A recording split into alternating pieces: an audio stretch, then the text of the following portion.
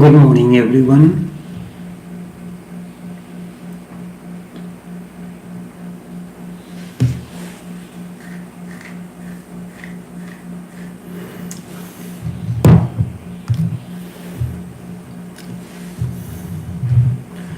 Good morning, everyone. We are coming to you live via Facebook streaming, via YouTube streaming, and also via Skype online.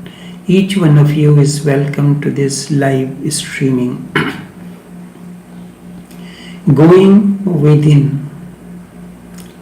Nothingness is beyond definition. Normally, we have our own definition, which is based on the dictionary or our own understanding of the outer world. But the meaning of Buddhas, the awakened ones, differs. As a result, nothingness is beyond definition. Nothingness does not mean that there is nothing in. There is a room which is well decorated. It has tables, chairs, bookshelves, other artifacts, paintings on the wall. You remove all these things and you call there is nothing. It simply means, but this is not the definition of an awakened one. To an awakened one, it simply means there is no possibility of defining what is there. When you do not have the possibility of defining what is there, that is what nothingness is. It is as if you remove all the furniture and artifact from your room and put it outside. Somebody comes in and says, now there is nothing. He has seen the furniture inside. He has seen other deco inside. Now all these things are missing and he says,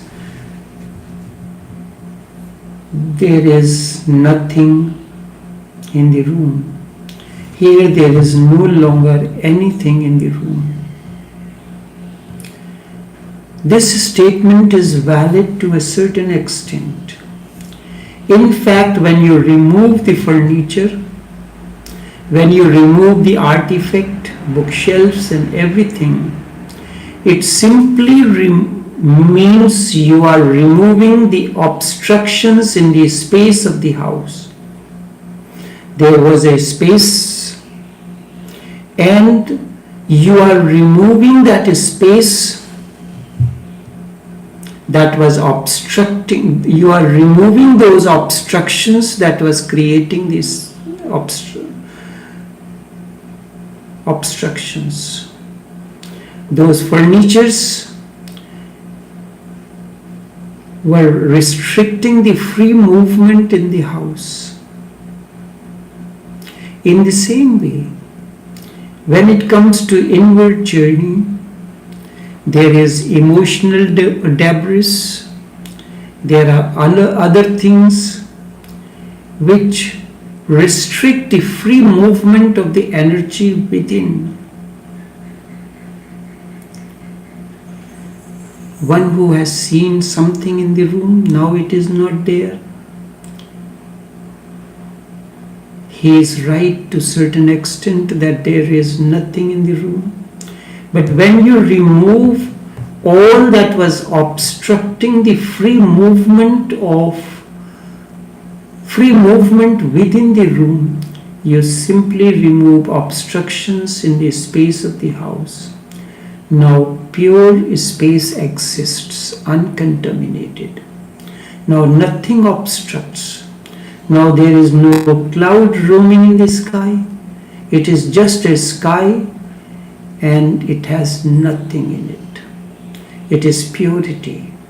It is not only absence, Instead, it is presence, a total presence.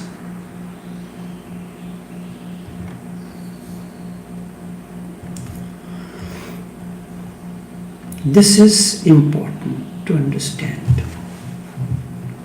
Let me explain this once again. You had a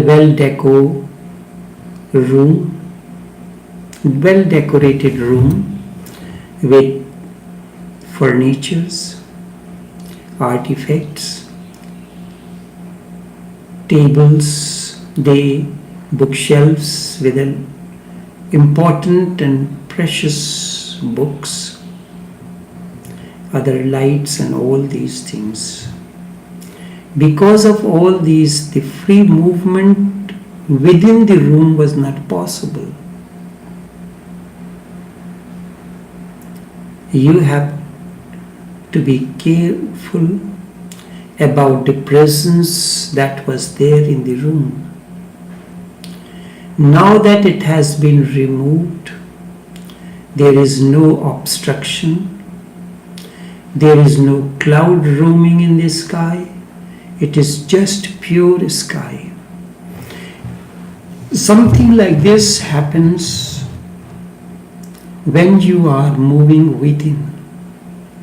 When you move within, there is emotional debris, there is intellectual debris, your own understanding, and all these I am speaking to you. It is the energy, it is the silence, which is energy, which is bliss, is assuming the form of the words android. It reaches to your eardrums. You listen to these. It becomes audible to you. But you find your own understanding, your own emotional debris, your intellectual garbage that you have accumulated does not allow this energy to move freely within the inner space, because the sky is clouded with clouds, dust, and many other things. If there is an emptiness, there will be an echo. Have you ever seen an absolutely empty house? You will find that emptiness has a presence, a very tangible one. You can almost touch it. That is the beauty of the temple or a church or a mosque. Pure nothingness, just empty.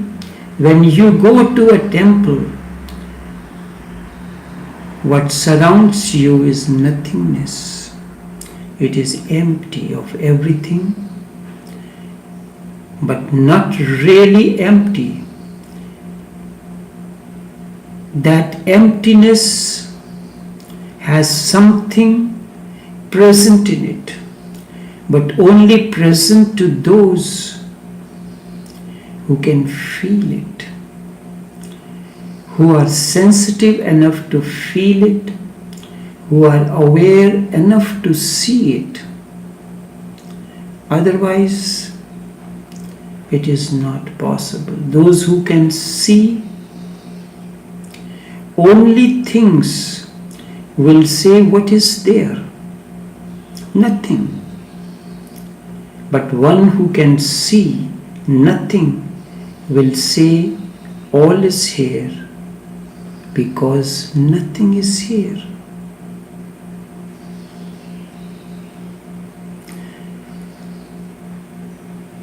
This identity of yes or no,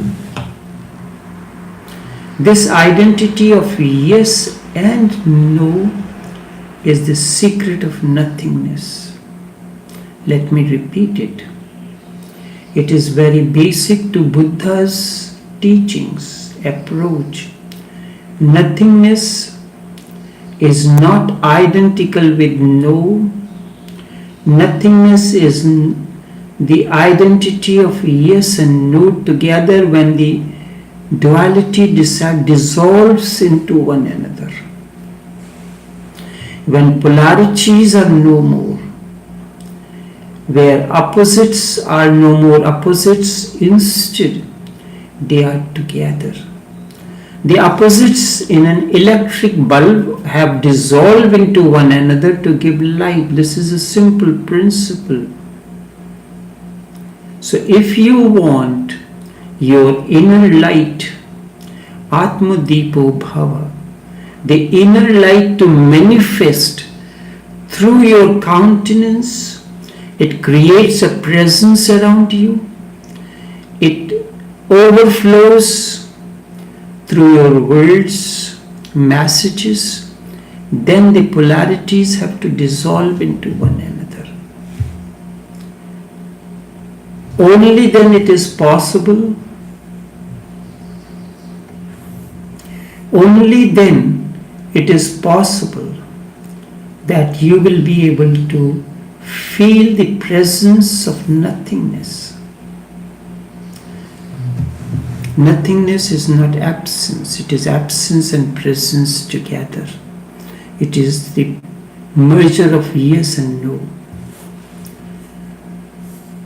Let me take an example that each one of you know.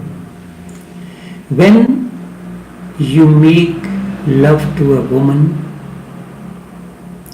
or to a man, the point of orgasm, what is it? Have you ever introspected or felt that moment? It is the point of nothingness. At that moment, woman is no more woman, man is no more man. Those forms have disappeared. The polarity between man and woman is no longer there. That tension is not there.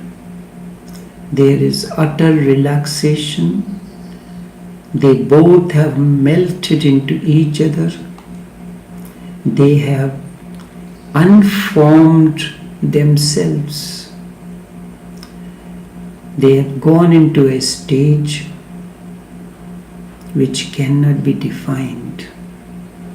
I am giving you the experience, the understanding of orgasm between male and female.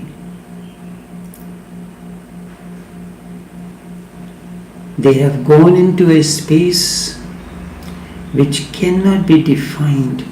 If you can extend this space longer, there is tremendous benediction. The man cannot say I, so too the woman cannot say I. There is no longer I. There is no longer gaps of ego, because egos are always in conflict, and at that moment there is no conflict. But what happens as soon as the orgasm comes, we are finished. Actual effect of male-female relation starts after the orgasm. The longer you can continue that space, after the orgasm has come and you continue in that state, there is no conflict. In that moment of orgasm, no more egos, and that is the beauty of it, hence the ecstasy of it, and it has a quality of deepest meditation.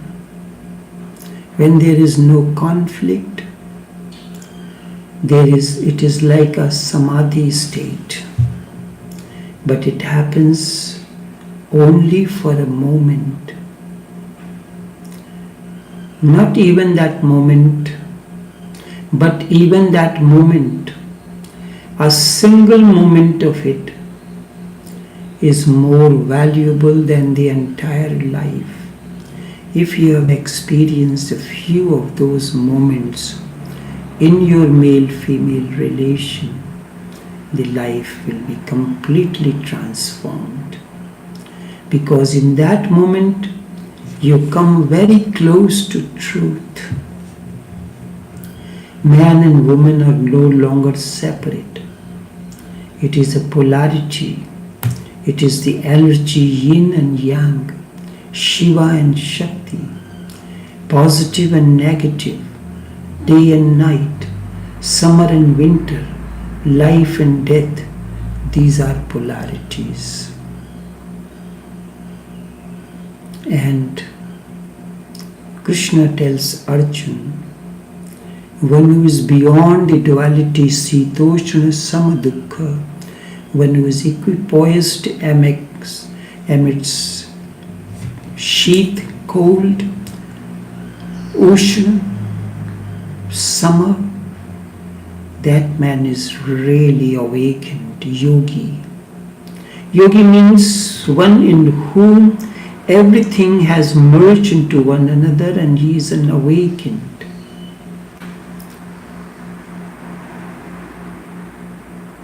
This orgasm happens for a moment. And if you are aware of that single moment, there is nothing more valuable in life than that. And once you have experienced that, all conflicts vanish. There is just ecstasy within. No more duality. The polarities have disappeared. It is one way. When the male and female polarity disappears, that means all the other polarities have disappeared. All the other conflicts have disappeared. Now it is the way of living. Just as when we go to a restaurant, there are 4 people. They order the dishes according to their own choice. This is not conflict.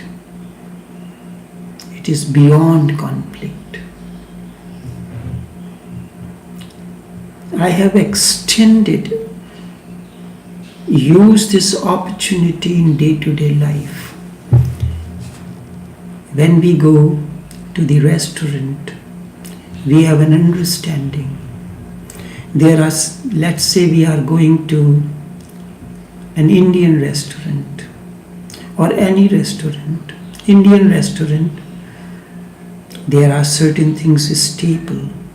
Staple means the flatbread, any dish of rice.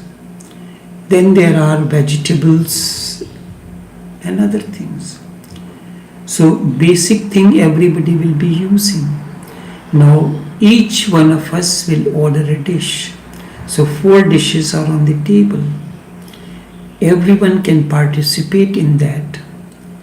And there is no conflict. We have a bigger variety. This is how you can live into the life. But the polarities have to be dissolved.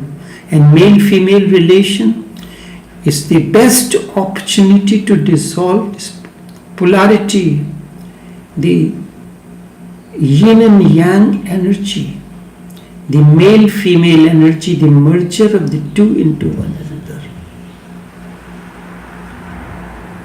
When yes and no meet together, when man and woman meet together, when positive and negative meet together, then there is illumination. Only then you become Atma Deepo Bhav, what Buddha told.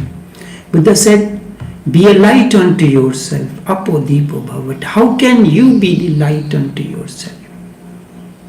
How can you be self-illumined, awakened? Only when the polarities merge into one another. You can use every single opportunity that comes your way in life to merge the polarities, merge the energies. Negative energy is coming. Use the positive energy. There remains a pool, a varthul of a realm of positive, realm of energy around an awakened one, and he does not allow anyone to penetrate into that energy. If you are close to an awakened one, merge into him, you can be a part of this realm of energy that he is.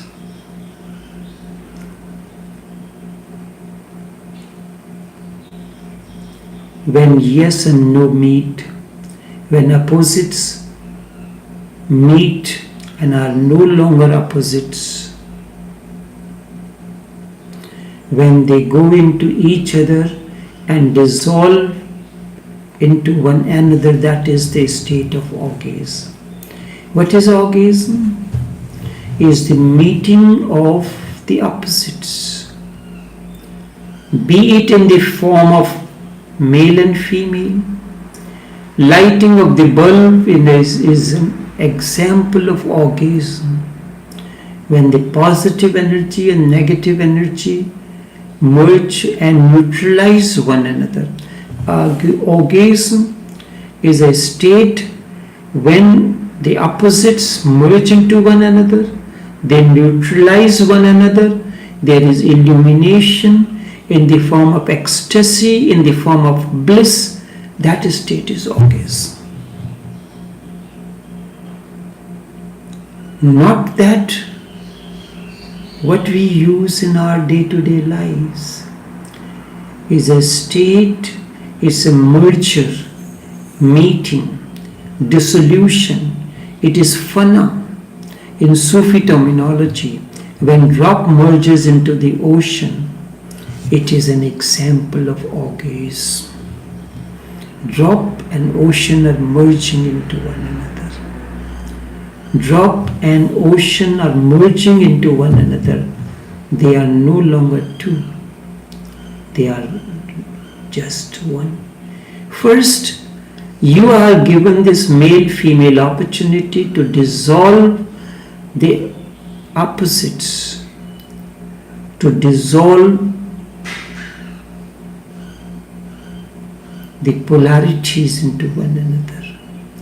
Once this happens, fana happens, then the next stage comes when the ocean becomes you. The ocean becomes a drop. First, through this male-female relation, polarities disappear. You experience a state when there is no more conflict. Male and female energies have merged into one another, and the moment when the two merge into one another, just like it happens in the bulb, immediately there is illumination. And this illumination can remain, once it has come once in your life, it can never fade away. And then the other state comes in. After this merger, you go into the cosmic orgasm, when you merge into the cosmos. And that time, the other pole, the other door, which is also important. First, light within, then you merge.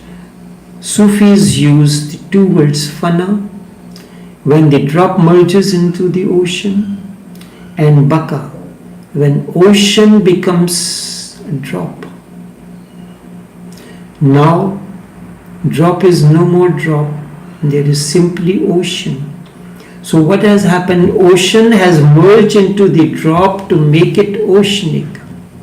A Buddha is oceanic. That is the meaning of the word taoshobuddha. Tao, that which is, which cannot be defined in words.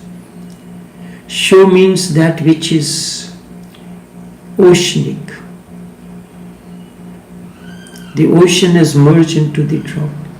Buddha, the awakened one, who is aware of this, who is aware of this merger of the conflicts,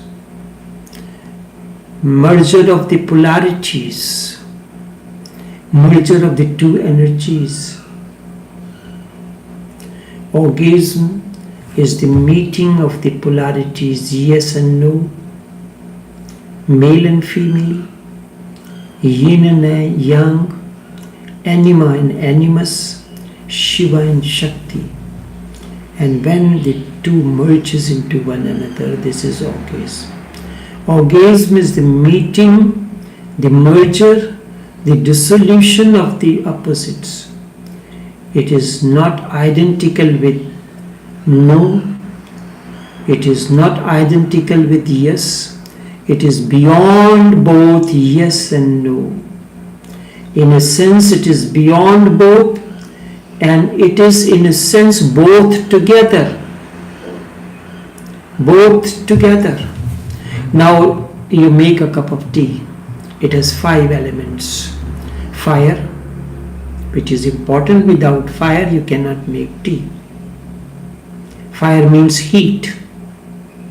It can be electrical, it can be a stove with the flame.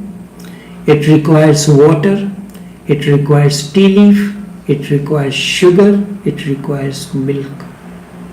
In a way you can see it is sugar, it is milk. When all these things merge into one another, they lose their individual identity and dissolve into one another, only then we obtain tea. If the tea leaf decides that I am not going to leave my intrinsic quality, that is color and flavor, if sugar says I am not going to lose my identity of sweetening, water does not say that I will not dissolve anything. Fire says I am not allowing anything to merge into one another because it is in the presence of that heat alone everything merges into one another. In a cold water, if you put all these things, nothing will happen. Tea will not be formed, although the same ingredients. But the tea is formed only when there is heat. It is in the presence of the heat. The water becomes active, it dissolves sugar, it activates the quality of tea leaf and merges everything together to form a new substance. So tea is neither sugar nor water nor milk nor fire. It is beyond all these. It is beyond milk, it is beyond sugar, it is beyond tea leaf, it is beyond water, beyond fire. So orgasm is beyond everything.